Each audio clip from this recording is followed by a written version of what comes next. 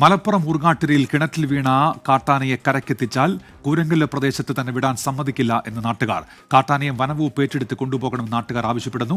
നാട്ടുകാരുടെ ആവശ്യങ്ങൾ പരിഗണിച്ച ശേഷമാകും രക്ഷാദൌത്യം പുരോഗമിക്കുക. ഊർങ്ങാട്ടിരിയിൽ നിന്ന് വിപിൻ സി വിജയൻ തയ്യാറാക്കിയ റിപ്പോർട്ടിലേക്കാണ് ഇനി.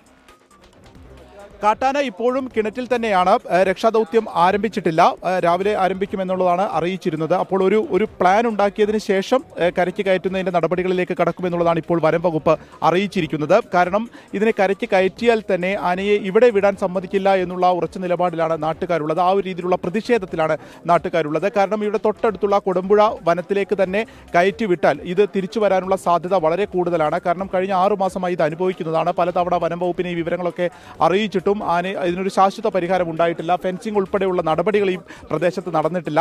അതുകൊണ്ട് തന്നെ ആനയെ ഇവിടെ ഇനി വിടാൻ സമ്മതിക്കില്ല എന്നുള്ളതാണ് നാട്ടുകാർ പറയുന്നത്. അതുകൊണ്ട് തന്നെ അതുകൂടി കണക്കിലെടുത്തുകൊണ്ടായിരിക്കും വനം വകുപ്പിന്റെ ഒരു തീരുമാനം ഉണ്ടാവുക. അതിനുശേഷം ഒരു രക്ഷാദൌത്യത്തിലേക്ക് കടക്കുക എന്നുള്ളതാണ്. DFO അല്പസമയത്തിനകം ഇവിടേക്ക് എത്തിച്ചേരും. ഇത് 2-3 ദിവസമായിട്ട് എൻ്റെ ഈ പറമ്പിൽ നിന്ന് മാറുന്നില്ല. വൈകുന്നേരം ആകുമ്പോൾ കൊണ്ട് എത്തുക. രണ്ട് പറമ്പിലുള്ള കിണറാണ് അല്ലേ? മാറുന്നില്ല. അത് കഴിഞ്ഞ ദിവസം ഇതിൻ്റെ മുമ്പിലത്തെ ദിവസം വന്ന് അവിടെ കുറേ സാധനങ്ങൾ നശിപ്പിച്ചു പോയി. റബ്ബർ, തെങ്ങ്, കവുങ്ങ് ഇതെല്ലാം തള്ളിയിട്ട് റബ്ബറിൻ്റെ തൊലി പൊളിച്ച് തിന്നുക. ഇത് ഭയങ്കര ബുദ്ധിമുട്ട് തന്നെയാണ്. ഇന്നലെ രാത്രി വന്നു കഴിഞ്ഞിട്ട് അവിടെ നിന്ന് ഒടിക്കുന്ന വെച്ച് കെട്ടി ഞാൻ ലൈറ്റ് തെളിച്ചപ്പം ഇതിങ്ങോട്ട് തിരിഞ്ഞു. ഇവിടെ തൊട്ടടുത്ത് തന്നെ ഒന്ന് ഒടിച്ചത്. വാഴ ഒടിക്കുകയായിരുന്നു.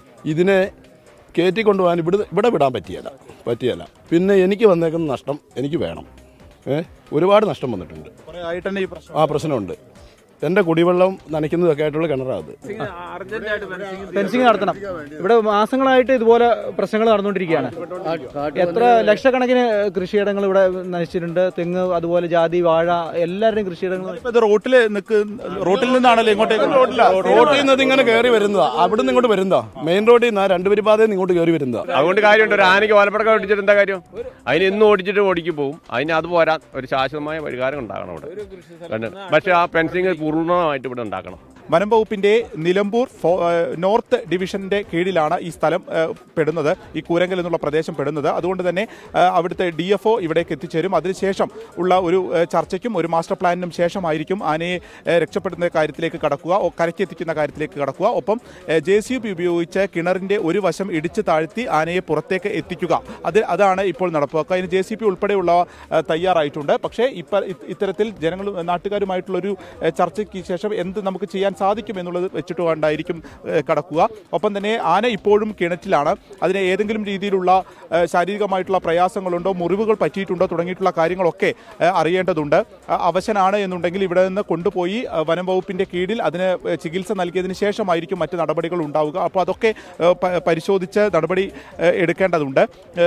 നമ്മൾ ഈ കാണുന്ന ആ ഒരു പ്രദേശത്തെ, അതായത് ആൾമറയില്ലാത്ത കിണറാണ്, കല്ലുകൊണ്ട് കെട്ടിയ കിണറാണ്, വലിയ ആഴമില്ലാത്ത കിണറാണ്. ഇതിന്റെ ആ കാണുന്ന പ്രദേശം ഉണ്ടല്ലോ, ആ വഴിയാണ് ആന വീണിട്ടുള്ളത്. പുലർച്ചെ 1 മണിയോട് കൂടിയായിരുന്നു. അപ്പോൾ ഇന്നലെ ഏകദേശം ഒരു 11 മണി 12 മണിയുടെയൊക്കെ ഉള്ളിൽ ആനയെ റോഡിൽ കണ്ടവരുണ്ട്. അവിടെ നിന്ന് പടക്കമൊക്കെ പൊട്ടിച്ച് ഇതിനെ കാട്ടിലേക്ക് കയറ്റിവിടാനുള്ള ശ്രമമൊക്കെ നാട്ടുകാർ നടത്തിയിരുന്നു. പിന്നീട് പുലർച്ചെ 1 മണിയോട് കൂടിയാണ് കിണറ്റിൽ ആനയെ കണ്ടത്. 2 ആനകളായിരുന്നു ഉണ്ടായിരുന്നത്. ഈ 2 ആനകളിൽ ഒന്ന് അപ്പോൾ ഈ പ്രദേശത്ത് തന്നെ ഉണ്ടാവാനുള്ള സാധ്യതയുണ്ട് എന്നുള്ളതും പറയുന്നു. കൊമ്പനായിട്ടുള്ള ആനയാണ് വീണിട്ടുള്ളത്. വലിയ ആഴമില്ലാത്തത് കൊണ്ട് തന്നെ ഒരു വശം ഇടിച്ചു താഴ്ത്താൻ കഴിയും എന്നുള്ളതാണ് ഇപ്പോൾ പ്രതീക്ഷിക്കുന്നത്. പക്ഷേ ഇവിടെ നിൽക്കുന്നത് അധികം നിൽക്കാൻ കഴിയാത്ത ഒരു സ്ഥലമാണ്. കാരണം എപ്പോൾ വേണമെങ്കിലും ഇടിഞ്ഞു താഴാം എന്നുള്ളതാണ് നിലവിൽ ഇവിടെ നിൽക്കുന്ന ഒരു പ്രതിസന്ധി ഉള്ളത്. നാട്ടുകാർ ഒരു കടുത്ത പ്രതിഷേധത്തിലാണ്. കാരണം ഇനി ആനയെ ഇനി ഈ പ്രദേശത്ത് തന്നെ വിടാൻ സമ്മതിക്കില്ല എന്നുള്ളത് തന്നെ ഉള്ള ഒരു തീരുമാനമാണ് അവർ പറയുന്നത്. വനം വകുപ്പിന്റെയും പോലീസിന്റെയും കൂടുതൽ ഉദ്യോഗസ്ഥർ ഇവിടേക്ക് എത്തിയിട്ടുണ്ട്. അതിന്റെ നടപടികളിലേക്ക് കടക്കുന്നു. ആനയെ ഇപ്പോൾ നമ്മൾ ഇവിടെ നിന്ന് നോക്കുമ്പോൾ വലിയ മുറിവുകൾ അല്ലെങ്കിൽ അതൊരു തീരെ അവശനാണ് എന്ന് പറയാൻ കഴിയില്ല. കാരണം വലിയ ശബ്ദം ഉണ്ടാക്കുന്നുണ്ട്, തുമ്പിക്കൈയൊക്കെ ഉയർത്തി നോക്കുകയൊക്കെ ചെയ്യുന്നുണ്ട്.